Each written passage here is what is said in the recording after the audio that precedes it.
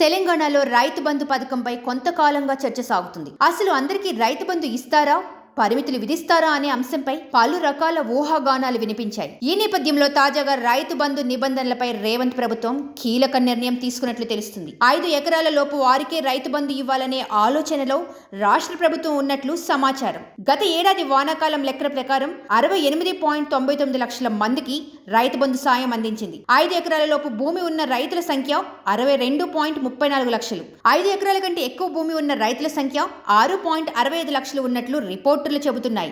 వీరి వద్దే మొత్తం 50 లక్షల ఎకరాలు ఉన్నట్లు నివేదికలు పేర్కొన్నాయి. 5 ఎకరాల లోపు వారికి రైతు బంధు ఇవ్వాలంటే ఏడాదికి రాష్ట్ర ప్రభుత్వానికి 15,000 కోట్లు ఖర్చు అవుతుంది అని అంచనా వేశారు అధికారులు. ఇలా చేస్తే ఏడాదికి 7,000 కోట్లు ఆదా అవుతాయని ప్రభుత్వం ఆలోచిస్తున్నట్లు తెలుస్తుంది. గత ప్రభుత్వంలో విచ్చలవిడిగా రైతు బంధు ఇచ్చిందని రేవంత్ సర్కార్ ఆరోపణలు చేసింది. కొండలు గుట్టలకు కూడా కేసీఆర్ ప్రభుత్వం రైతు బంధు ఇచ్చిందని సీఎం రేవంత్ రెడ్డి అన్నారు. గత ప్రభుత్వ తప్పిదాలను సరిచేస్తామని సీఎం రేవంత్ రెడ్డి తెలిపారు. ఇక తెలంగాణలో కాంగ్రెస్ ప్రభుత్వం ఇచ్చిన హామీలు నెరవేరుస్తుంది. అలాగే ఈ దఫా పాత పద్ధతిలోనే రైతు బంధు ఇస్తామని ప్రకటించింది. అయితే నెలలు గడుస్తున్నా తమ ఖాతాలో రైతు బంధు సాయం పడలేదని కొందరు అంటున్నారు. ఇక ఇప్పటికే 2 ఎకరాల్లోపు రైతులకు రైతు బంధు నిధులు జమ చేసినట్లు అధికారిక వర్గాలు చెబుతున్నాయి. త్వరలో 5 ఎకరాలు ఉన్న వారికి సాయం ఇవ్వనున్నారు. చాలా మంది వ్యవసాయం చేయకుండానే రైతు బంధు సాయం పొందుతున్నారని కాంగ్రెస్ ప్రభుత్వం భావిస్తుంది. అందుకే నిజంగా వ్యవసాయం చేసే వారికి ఎవరికైతే సాయం అవసరమో వారికే రైతు బంధు ఇవ్వాలని భావిస్తుంది. అందుకే